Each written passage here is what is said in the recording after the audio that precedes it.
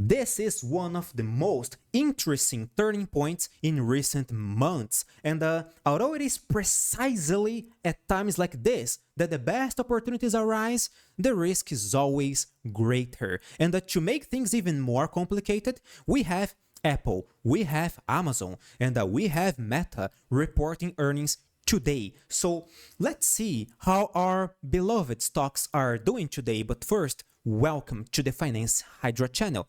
My name is Nathan. It is very nice to see you guys over here. And yes, SPY is recovering. It is trying to recover from yesterday's crash because yesterday was a clear crash. We dropped 1.63% and apparently we are approaching its next support level, namely the 21 MA on the daily chart, the 21 exponential moving average, which is right now above the previous all-time high at 479 over here, the previous all-time high from January 2022. This is a very good signal, right? Because in case of a pullback, the market is not gonna turn bearish that easily. And yesterday's crash, it is not enough to reverse the trend. One single bearish candlestick, it is not enough. We are still making higher highs, higher lows. We are still trading above the 21 MA, which is still pointing upwards. We are above many support levels like the 479, like the 477, which was a previous resistance level. 1, 2, 3, 4 times, and it did work as a support level on January 19 as well. So what we see here is a triple support level, and in theory it is not gonna be that easy for SPY to reverse such strong bullish sentiment and to lose such a strong support level, which is in fact a triple support level. All right, so let's take a look at QQQ, because QQQ looks a little bit similar, but it already materialized a sharper correction to the 21 MA on the daily chart. I know we barely hit the 21 MA over here, but we did a sharper correction than SPY, and we are already reacting. This is very good. Maybe this is a bottom signal. However, there is a problem. There is a quite serious problem with the indices right now, and we are gonna talk about it later. For now, let's take a look at our stocks. While we see SPY and QQQ dropping, we see, correcting, we see Tesla correcting as well. Since January 30, when Tesla reached our first resistance level, $194. This is a crystal clear resistance level, which was a previous support level. We see that the price action here is following with an astonishing precision the principle of polarity in technical analysis. Previous support levels are going to work as future resistance levels and vice versa. Right now, 194. This is the most important resistance level for Tesla to break. Only if we break the 194, I see Tesla recovering. I see Tesla making a serious bounce, not reversal yet, but we could easily bounce to higher levels, and to me, we could reach the 21 MA next. The 21 MA on the daily chart, which is descending. I know we are dropping over here.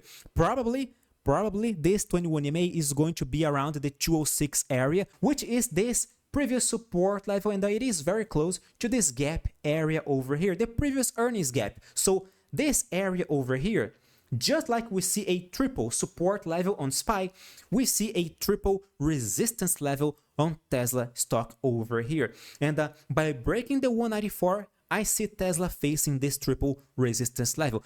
And now, if this is gonna be a dead cat bounce or not, I don't know. I have no idea. All that I know is that if Tesla manages to break this triple resistance level, again, made by the 206, the previous support level, made by this gap over here from November 2023, made by this earnings gap or previous earnings gap over here, made by the 21 MA area, if we break these 3 resistance levels, I believe Tesla is going to officially reverse the midterm bearish sentiment, because the midterm sentiment is still bearish, all right? And only by breaking this area, I believe Tesla could finally recover and seek higher levels like the resistance level of this descending channel. This is a real possibility, along with the 21 MA on the weekly chart. But for a long-term reversal, there is no other way, guys. There is no other way. We gotta break this descending channel upwards and make a real breakout this time, because last time it was a false breakout. We almost reversed it. We almost did a very nice reversal to the $300, but Tesla failed it, all right? It simply failed. Guys, technical analysis is not fail-proof. Always remember that there is always the possibility that the patterns are going to get frustrated, and there is always a possibility that my reading is simply wrong, okay? Maybe I'm just wrong over here, all right? I'm just a retail trader sharing my thoughts and ideas here on my YouTube channel. But if you agree with me, if you do believe that these are the most important key points on Tesla stock, then okay, you may just prepare yourself, because we could see a very nice reversal if we break these resistance levels over here. But so far, we gotta see a better, clearer movement. Otherwise, Tesla, as far as I know, Tesla could easily drop to lower levels, maybe to retest the support level of this descending channel. So it is extremely important for Tesla to react as soon as possible and at least close above the 194 on the weekly chart. Okay, if we close above the 194 on the weekly chart, this is going to be a real game changer for Tesla, because it is going to make this, let me tell you, it is going to make this a false breakout of a previous support level. It is going to be a false breakout of a crystal clear bearish pivot point. Tesla could recover and frustrate the idea that is making lower highs, lower lows, because this would be a crystal clear false breakout, just like it did a false breakout of this descending channel over here on December last year.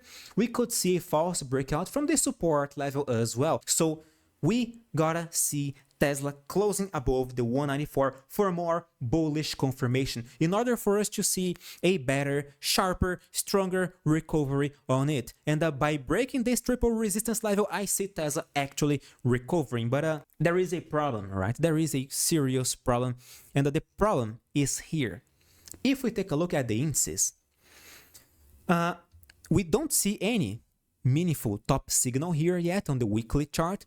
But if we see SPY actually correcting a little bit more, actually losing yesterday's low, approaching the 21 MA, approaching this triple support level over here, there is a decent chance that on the weekly chart, we're gonna see a particularly strong and bearish candlestick pattern. So far, this week's candlestick pattern is a doji, okay? Probably it is not gonna close like this on the weekly chart, but if we lose our short-term support levels, then the weekly chart is gonna look quite ugly. And this is even more problematic for QQQ, for the tech stocks index over here, because last week it already did a quite bearish candlestick pattern. And this week we lost last week's low, and we are right now making a bearish candlestick pattern. So this is why it is very important for the indices to make a real decent recovery, because we could trigger a top signal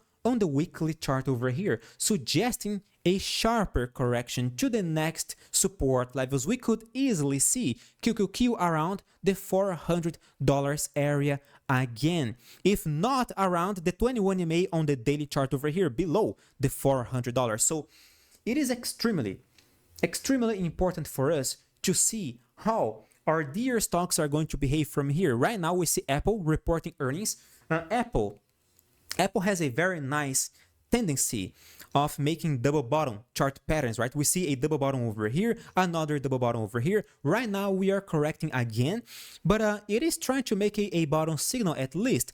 We see Amazon also making a bottom signal right above a dual support level made by the 155, the previous top level over here, over here, over here, over here again, and right above the 21 MA on the daily chart. So if Apple and Amazon are about to react, now would be the perfect time. And the Meta is also trying to react, but it is not near any support level, so it is not, I don't see anything meaningful over here. But if these three stocks actually find a support level where they are right now, the indices could easily frustrate the idea of a sharper correction, of a possible top signal on the weekly chart, avoiding a sharper correction and probably resuming the bullish sentiment on the weekly chart, especially QQQ, which is right here, right now, above a support level. So that would be great.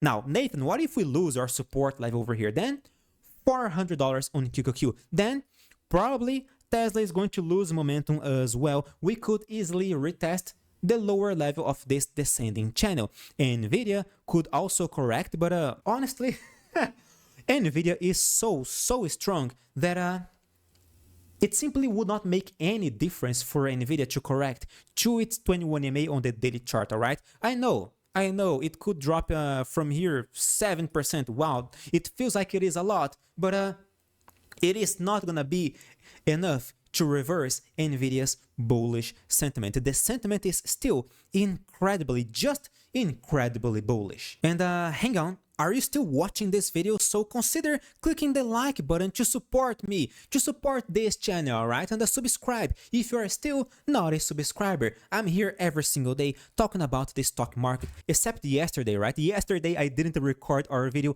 I'm so sorry about that. It was totally my fault because, well, I'm gonna be honest with you guys, I was not feeling that well yesterday, so I'm so sorry, but situations like this are the exception, alright? Most of the time, I'm here every single day keeping you guys updated on what's the best regarding price action and technical analysis. And do you want to trade with me? Do you want to follow my own trading strategies? Join our Telegram channel because I see many opportunities in this market and I always share my ideas on our Telegram channel. So just join us over there. You are more than welcome to our family of winning, consistent swing traders that can actually outperform this market. So join our Telegram channel right now if you don't want to miss these incredible opportunities.